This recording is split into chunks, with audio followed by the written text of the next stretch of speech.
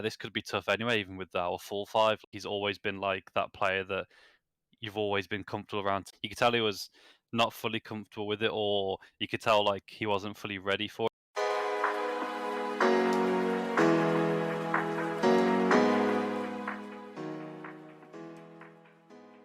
All right, hello everybody. Welcome back into another interview. Happy to have Mezii on once again. So thank you very much. You know, it's nice, and we get to follow up. I think there were like rumors last time you were on about the Fnatic stuff, but we sort of strayed away from it as not to cause anything. You know what I mean? So I'm happy we now get to chat to you in a Fnatic jersey. Yeah, it's good to be back on anyway. Good having a chat with you, Annie. All right, cool. So yeah, I guess we'll start off with that. Like I say, when we had the last interview during the summer, there was a bit of hubbub around Fnatic making some changes and that you would be involved in that. How do you feel that things have been going? You know, very basically, obviously there's some slight changes and now some bigger changes and whatnot, and announcement today of Brollan and all that kind of stuff sort of confirms that. So yeah, how do you feel things have gone over the past sort of 6 months or so? Like a roller coaster, I guess, especially in like more recently, like you said, with all the stuff going on, like the changes and the Brollan news today, and like honestly, I think it's mostly been pretty positive. Like even though it has like recently been a bit more up and down and a lot of stuff going on, I think overall with my time at the moment, it's been pretty good. Like our wins in DreamHack and Republic, and then also like even more recently, like with the problems we've had, like with Krimz, with COVID and couldn't travel with us to EPL, and we still tried to like make it work and making players that. So I think like overall it's been quite up and down, but like with what's happened and all the work we've been putting, I think I've been pretty happy with like how we've been performing and like the overall team's attitude to like constantly working and making sure we do the best we can with what we have. And like I said, for the most part, obviously we had our, I guess, full roster with like Smear and with Brollan, and like I said, most of that time was really good. Like our performances, and maybe it didn't go like super well at the start of this year. I think going into like Iron Winter and so on, and like all those events in the start of the year with like Fun Spark, I think it was on the online. I think we had a pretty bad start, but overall, I think like we've done pretty well with the time we've had, and like I said, with all the changes that have kind of happened. Yeah, so I guess a little bit more individually, a little bit more personally with some of the roller coaster, as you say, type thing. How do you stay focused as a player? You know, how do you stay present? Because I think one of the constants has been that you're sort of just focusing on the game, and it doesn't look like you're too affected in the server by what's maybe happening outside the server, so to speak. So, what's some of your process, to keep your head in the game, as it were? I think firstly, like it helps a lot having the management and staff already in place, like with Fnatic, like our team director and manager, like with Samuelson, who does like all of that kind of outside the server work, and even Keita, our coach, like help like working alongside him. So it makes it a lot easier for me individually and us as players just to kind of like keep that out of like our sight, and it's just kind of we're focused on the game. Yes, we're like made aware of whatever's happening, and it's good to know that because we are obviously players and need to know stuff like that. But I think for me, it's just kind of, yep, those things are going on. But like first and foremost, our job is to perform in the server and try and do the best we can with what we have. And I think it's just kind of making sure we focused on that, because I think it's a big thing as well. Like maybe not a lot of people like to lower their expectations, but like say for example the EPL groups that we had, like we can't go into that having expectations as we had if we had our full five, because obviously we don't have the time with that roster, and we have like three stand-ins and so on. So I think like for me it's just having the management in place that's been able to make sure we focus on in the in-game stuff, and also like maybe sometimes just shifting our expectations. For me individually, it's just like, of course I'm going to try my best and perform the best I can, but also knowing that maybe we're not in the best place at the moment to like maybe win tournaments or go super far. It's just like focused on what we have and taking like game by game, and I think that helps a lot. Like for me individually as well, it's just making sure we don't think too far ahead, and I think that's what we kind of did at EPL as well. Is just take each game as it goes by, and just do the best we can, because I don't think anyone else expect us to do the most and like perform extremely well. It's just like got to do what we can and maybe lower those expectations a bit and see what happens.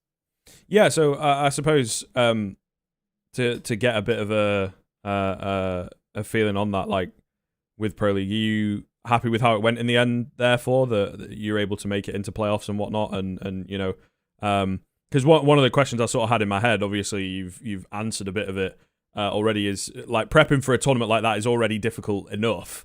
Because you've got some of these teams that maybe you don't play against regularly, and you know, round robin. Everyone's always got something to say about round robin, but obviously for you guys, you maybe aren't sure what 5-man roster you're going to have in a tournament like this. So, but yeah, so are you happy therefore with the way that it went, and you know, Poison kind of coming in and having a nice tournament and all that sort of stuff?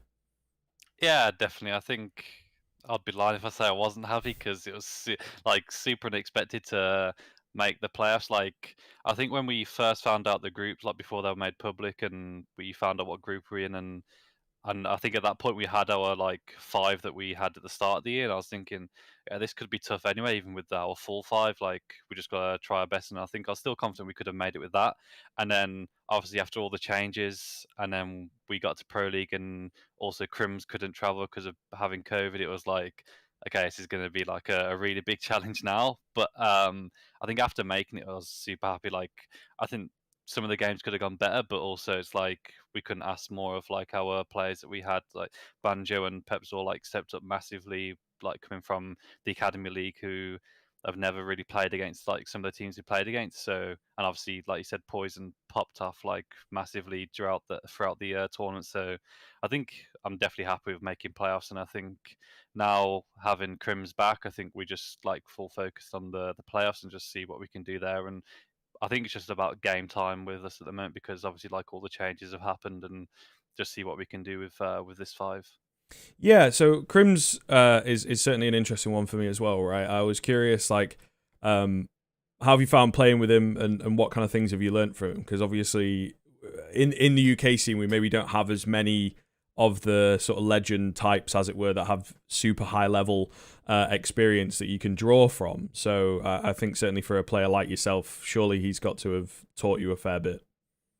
Yeah, I think the biggest thing, or the most he helps with, is like definitely like outside of server, or like kind of the lead up to big games, or maybe even during them, I guess, like when you feel like there's a lot of pressure or things are going quite chaotic. I think he's always like one of the first ones, especially in our previous tournaments at like Kato. I think when things were getting really chaotic and you could tell like the communication wasn't there, and maybe we weren't like focusing properly. I think he's really good at just like making sure we stay focused. Like, come on, boys, let's make sure we focus on the what we need to do, and just staying calm in these situations. I think especially for him, he's played and won pretty much everything in CS. So it's like he's really good at just making sure we all stay calm. And I think it's a big thing for me. It's helped a lot, like going into these big tournaments. That it's like the first time I've played like these lands and against these big teams, and like consistently. It's a big help for me to know that he's been there, done it, and he's like there to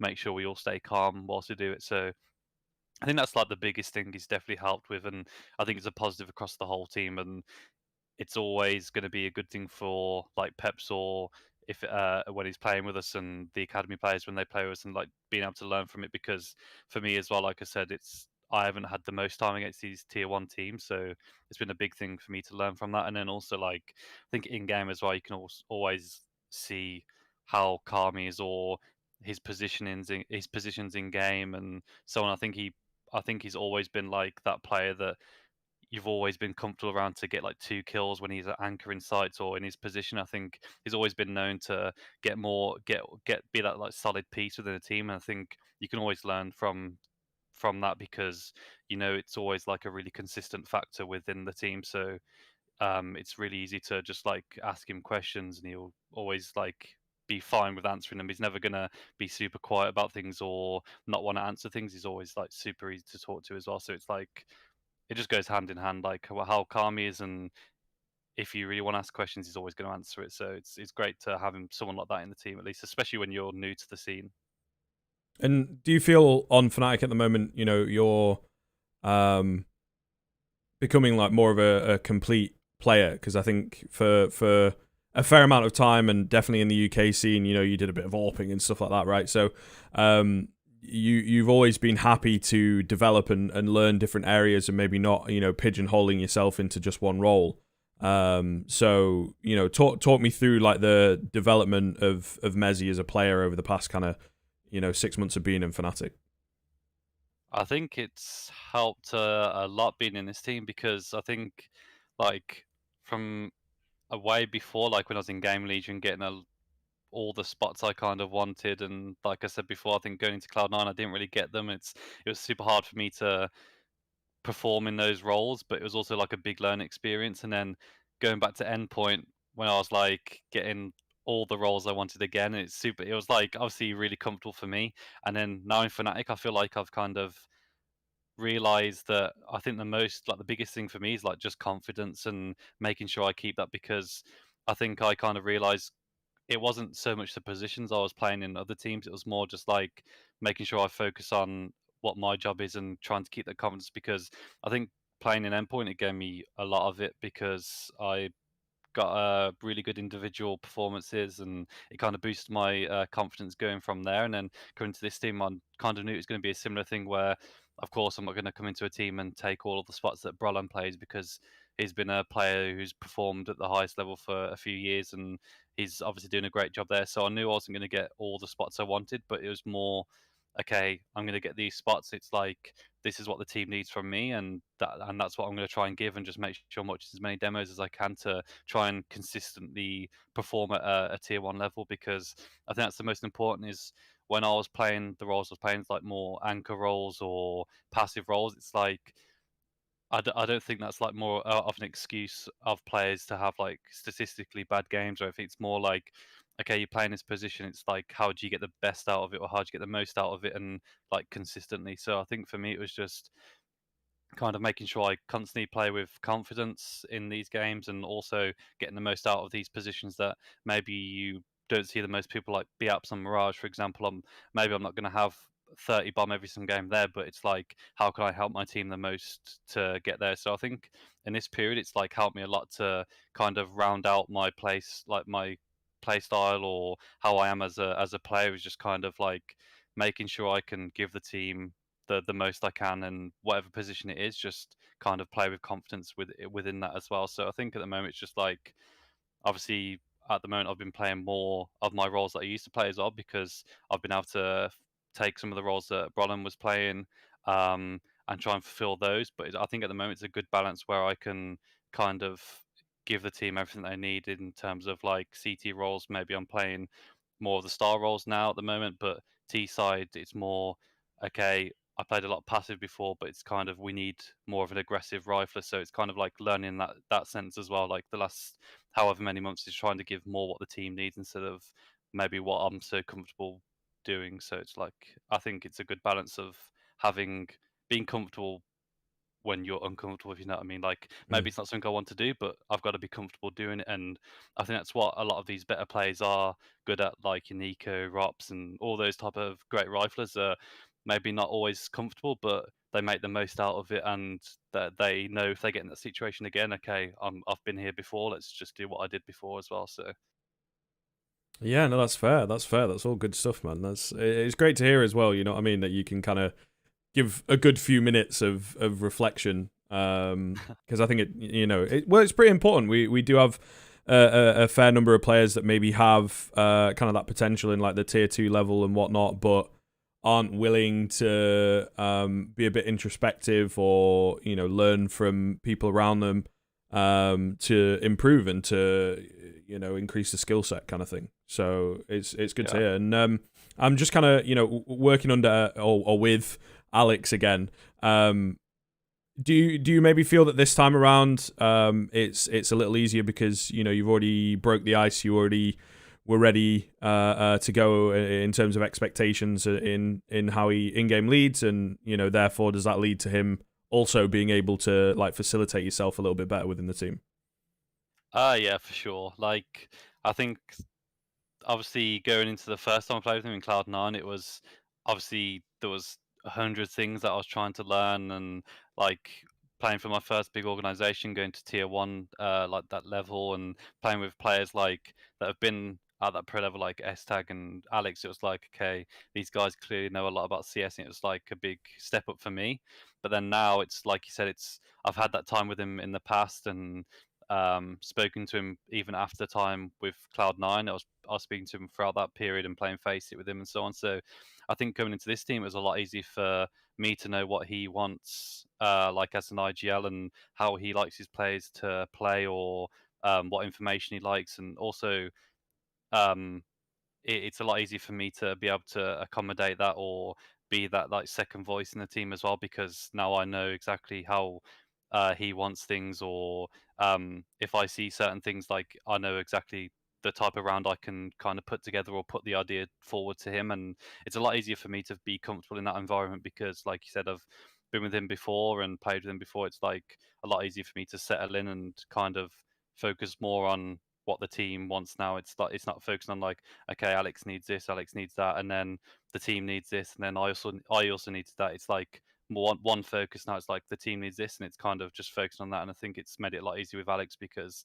I think he's shown as well in the recent EPL is like he's obviously a really good IGL, because we had all these different parts and the stand-ins and so on. I think he showed he's obviously a incredible IGL. It's just for me, it's like trying to help him do that as well, because I think every good IGL still needs the players around him to perform and also be able to help him, because the IGL can't do everything, and they're not like players that can just see, like they don't have wall hack, they can't just make calls that are just always going to work. So I think they need those players around him that can feed information and try and help put ideas forward. And I think, like I said, playing with him before, it's helped a lot easier for me to be able to give those ideas and kind of know what he wants in terms of those ideas. And so, one of the bigger things to kind of talk about that is indeed a bit more topical. I'll leave the date in the description and everything, but like as of today, NIP kind of confirming what we already knew, sort of deal. Seemed like Brollan wasn't super comfortable with communicating in English. Khan had said on HLTV confirmed and stuff like that. So, not get into that too much, right? But I just want to know from your perspective, did you maybe want a bit more time with him in the team? Like you say, a very proven player at the top level. We'd kind of seen the peak of him and where he can get to a few years ago. I don't think that he'd maybe quite returned to that just yet within this iteration of Fnatic, and obviously struggled quite a bit at the beginning alongside Jaquinho. So, yeah, I mean, did you feel you were making good progress, or is it just a case of, unfortunately, his heart, not in the right place with the wanting to communicate in English ultimately, and that's too important to him, so it wasn't really going anywhere for you guys? Yeah, but I think, like Khan already said as well, I think even Brollan from the start you could tell he was not fully comfortable with it, or you could tell like he wasn't fully ready for it, because I think Yeah. definitely our first week or few weeks with him, it was definitely hard for him to, because everyone knows he's like a pretty aggressive rifler and he likes to do a lot of things. And I think, especially for him, when at the start of the round he's trying to call things and he's like, you do this, you do that, it's like very hard for him to kind of communicate that in English. And I think as time went on, I guess he was always like pretty uncomfortable with it, and it was hard for him to kind of voice everything he kind of wanted to. And I think that's like completely fair to him. Like if he wants to communicate in Swedish with another team, that's like completely fair. And I think it's obviously unfortunate, because I felt our core, like the core players in our team, I think we had a pretty high like firepower, and we kind of showed some potential with our wins online and some placements at LAN. But I think at the end of the day, it's like, of course, I would have loved to continue playing with him, because I think, like you said, everyone knows he's a really insane player. And I think you started to see, towards the end of him playing with us, you could tell he was starting to get more comfortable, at least individually as a player, because he started playing really well. And I think it was helping us a lot. But at the same time, like I said, it's pretty unfortunate he wants to make that move, and it's just, I think, good luck to him, and all the best to him, because I think he's obviously an insane player, and he helped me a lot as an individual player, and I learned quite a lot. So all the best for him. Yeah, absolutely right. And I think we're all kind of rooting for that team to do well, starting to I think build on a bit more young talent and try and develop that and work in that way. Where obviously they held on to maybe the aged core of the legends for a bit too long, some people would say, and things like that. So it's kind of cool. And obviously they've not been without their own issues. So hopefully Brollan can kind of help tide that a little bit. Yeah, just not too much. Not Yeah, too of much. course. Yeah, not any more than you guys. But no, I think I wanted to move on to an area that you've mentioned a little bit, right? You guys had some pretty good results online and whatnot coming in. The DreamHack in November and everything was one that I think people were like, okay, this is looking good and all that. How have you found, playing on LAN? Obviously, it's not something that you're completely foreign to. You're not like maybe your Gambits of the world where there's very, very little experience there, and after their good online performance. But how you feel it, especially because at the moment it's very much that sort of half LAN where there's a lot of in studio stuff, which is always going to be around, but the crowd effect has maybe not come into play as much yet. So how are you feeling about that? I think it helps quite a lot, especially for me. Like, obviously, I've never played at big lands or these studio lands that help quite a lot for. I guess they're kind of like a middle ground of going from online studio land and then you play in front of like a big crowd. And I think it's gonna obviously not yet. I haven't played in front of a big crowd yet, but I think it's gonna help a lot getting like this experience in a studio environment. Just like the whole kind of setup and the interviews after game, the build up to a game. Like I think it just helps you gain that little bit of experience you need to have like when going into these big events, because obviously like everyone just sees, okay, you're just playing this best of three in the day, but obviously there's a lot of things that go into it, like I said, with the preparation, the build up, and then setting up at the studio and the interviews after. So there's a lot that goes into it, and I think it's just these studio lands help quite a lot to gain that experience. And I think it's going to help me when I go to these, like hopefully make these like playoffs and get in front of a big crowd. It's going to be good because, like I said, having players like Krimz as well and Alex who have played in front of big crowds, it helps having those guys on your side because they can always give you those tips or a little bit of like encouragement to just focus on myself and the team and making sure we kind of do the best we can in the circumstance we have or in front of the crowd. And I think it's just, I think, yeah, like I said, it helps a lot playing in these studio lands because it's kind of like a middle ground. And I think it's good to have like be able to see the other team, or go up and like say GG to them and fist bump them after. Like it's a lot different than playing all these online tournaments that I've played for quite a while. And it's good to finally play like at these lands and gain that experience. Yeah, I also wanted to sort of quiz a little bit on the RMR. You guys are in the first one, right? And they're relatively stacked. It's going to be grueling, lots of teams and lots of games to get through and whatnot, especially if you go in the full distance of the system. So, I guess ultimately, are you a fan of the way that works? Do you think that for the major we need as many kind of games as possible to get through it, or would you prefer a minor system from your perspective? What are your opinions? I don't really mind the system at the moment. I mean, like you say, I think either way, it's going to be a super long process, Yeah. and like I think it's always going to be tough for the teams because there's so many games and so on, and it's going to be, like I said, like a long process. But I mean, we get paid to play this game, and it's just I enjoy playing it. So I think whatever process it is, like the days are going to be long, yes, but it's also like a great experience for maybe for someone like me, but for Krimz or someone that's done it for so long, maybe they don't want to be sat playing for all day and have to play against like a lot of teams. But I think that's for this type of tournament. It's just I think it's kind of the way it is. Like either way, it's going to be super long and it's going to be extremely hard. Like for us going through getting in from the very last open qualifier to make it, it's like either way, I can't really moan about it. I think we kind of had a tough road anyway. It's just like I kind of like the process it is at the moment. It's like, especially for us as a kind of new team or having new players, I think it's good to just get officials under the belt. Like just get as many games as we can and just see where it goes. I think it's good to have like this process it is at the moment with playing all this super long process anyway. All right, there you go. Yeah, I think I'm agreed. I think I'm agreed, to be honest, because it feels like a bit of a better way. And one of the things that I've mentioned to like people that I've had on in the past, sort of my angle or whatever, it definitely feels like you guys are able to get a bit more experience against some of the bigger teams that perhaps you might not be able to play throughout the year or whatever. You're gonna have to consistently make playoffs and things like that. I'm sure you'll play a few of them at EPL, for example, but certainly for some of the teams that qualify that have very little top level or even potential of getting to top level, they've kind of really focused on the qualifiers and that kind of thing. I think it's cool in that sense. So yeah, but look, that's gonna do us, mate. Crack the 25 minutes. Pretty happy with that. So yeah, thanks again for coming on. No problem. Thanks for having me. It's always good.